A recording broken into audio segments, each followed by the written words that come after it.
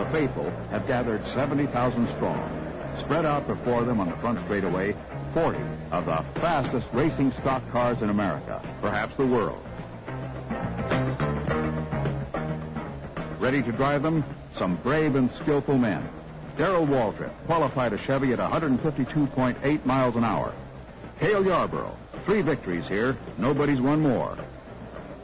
Buddy Baker, 6'5" and 220 pounds. All that weight presses relentlessly on the gas pedal. Bobby Allison, a tough man, hides behind an easy smile. David Pearson, riding a streak of 8 victories on super speedways this year.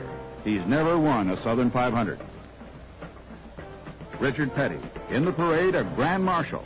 But on the track, they call him King Richard. 180 career victories, twice as many as the next man. Donnie Allison, Bobby's brother, driving a new and untested car. He's gotten 150 miles an hour out of it in practice. Let's see how it goes in traffic. Then, the signal. Gentlemen, start your engines. They're starting a warm-up lap before the green flag. Pearson, number 21 Mercury, inside front row. Number 2 Mercury with Allison driving on the outside.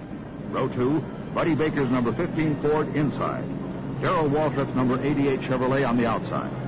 Speed of the first 10 cars ranges from 154.6 for Pearson to 149.9 for Donnie Allison. The fastest field ever to run at the Darlington Raceway. The engines thunder across the infield where fans began to gather 24 hours ago. The raceway opens its gates the day before the Southern 500, and many fans have spent the night camped in the infield. Rounding the 3rd and 4th turn, heading for the front stretch, and the green flag. It's 1 mile and 3/8 around. 500 miles equals 367 laps, and never a moment to relax. It's impossible to set up a car for all the Darlington turns. If it's right one place on the track, it's wrong somewhere else. That's what makes Darlington the toughest track on the NASCAR circuit. There's the green flag. They're racing. Allison jumps to the lead. The fast groove is up against the guardrail. Allison has good track position. Dave Pearson slips into second. Darrell Waltrip is third. On the backstretch, Pearson's making a move. Pearson set a new track record qualifying for the race, and he knows the fast way around this track. The cars are safely strung out as the leaders complete lap 1 at better than 150 miles an hour. It's a one-groove track. The fast way is single file. The trouble starts when slow traffic blocks the groove, or when 2 fast cars go head-to-head, crowding into the narrow turns. In the first race, 27 years ago, the average speed was 74 miles an hour. Today, they're running twice as fast. Pearson shows the way on the first super speedway built for stock cars. The Southern 500 was the first scheduled 500-mile stock car race in America. The standings are Pearson, Bobby Allison, Waltrip, Baker, Benny Parsons, and Yarborough. The race settles down, and the fans settle back. Sooner or later, something spectacular always happens at the Southern 500. So the fans relax, keep an eye on their favorites, and their fingers crossed. Uh-oh, a car out of control. Number 28, Donnie Allison, goes down the backstretch sideways at 120 miles an hour. Donnie's skillful driving keeps it between the walls, and he'll be back in the race after a pit stop. A set of tires is ruined by a long slide. The safety car rolls out to inspect the track as the yellow flag cautions all drivers to slow down and hold position. Most teams use the slow caution lap to refuel and change tires.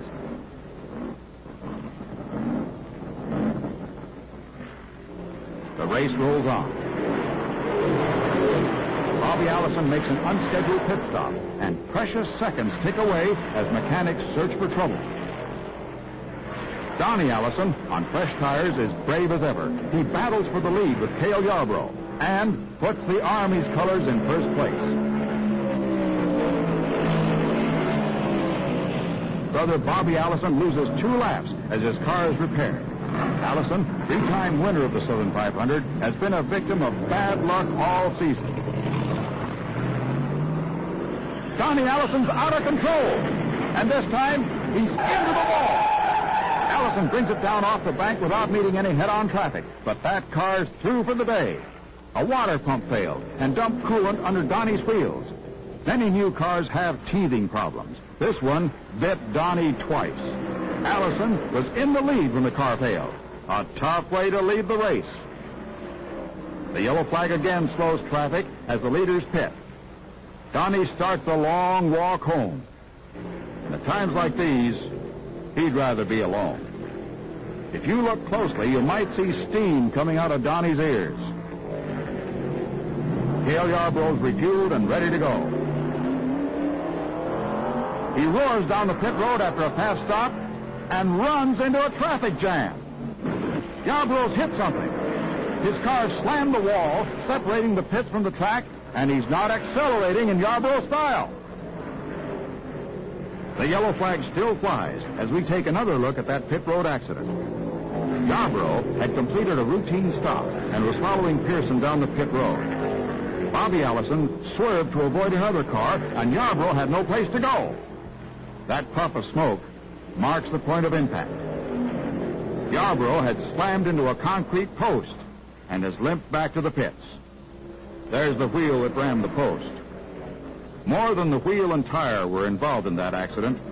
Junior Johnson, Yarborough's mechanic, wheels a sledge, fighting the clock to get his driver back into the race. The track is cleared. The green flag waves, and they're racing again. Pearson has first place. Allison, directly behind him, is actually 2 laps down due to his long pit stop. Pearson has never been out of this race. There are 30 cars still running as the race reaches its halfway point. In second position, Dave Marcus in number 71.